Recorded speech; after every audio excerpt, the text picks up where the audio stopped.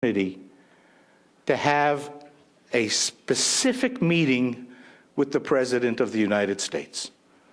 AIPAC always used to arrange for the Israeli lobby to come in and talk to the President. There had never been, until 1989, a single meeting of Arab Americans with a sitting President of the United States.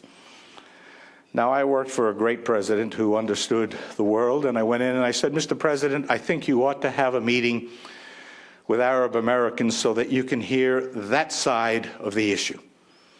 And he said, wonderful, John, arrange it. We'll have it in the Roosevelt Room. Go ahead and put the meeting together. I put the meeting together. We invited an Iraqi American, a Syrian American, 3 or 4 flavors of Lebanese Americans to cover the...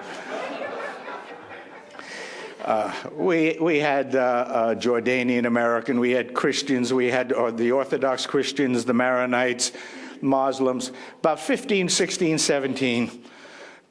I had brilliantly, and when I finish the story, you'll have to decide how brilliant it was, selected to come in and talk to the President of the United States. Now, I'm no fool. I understand us. And the meeting was going to be around 3 o'clock in the Roosevelt Room, so I arranged to have a lunch around noon at the Hay Adams across the street, and I asked the Hay Adams to set a table just like the Roosevelt Room.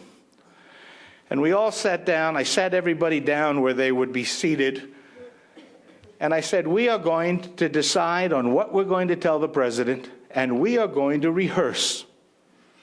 And so we decided. We had a very good common message. This gentleman was going to speak first, this lady was going to speak second, third, fourth, fifth. Everybody was going to get a chance to talk.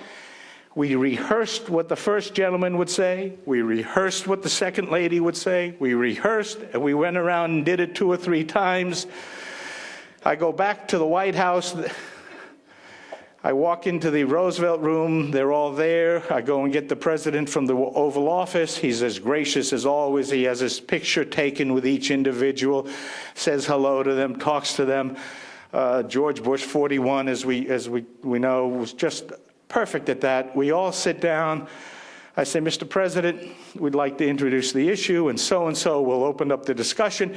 And he repeats exactly word for word everything we had rehearsed, except at the end, he adds a little bit of his concerns on some issue.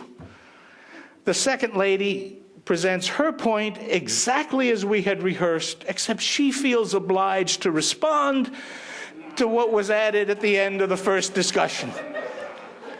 By the time we get to the 5th or 6th speaker, everyone is screaming at each other. Everyone is arguing. I look at the President, his eyes roll back in the back of his head.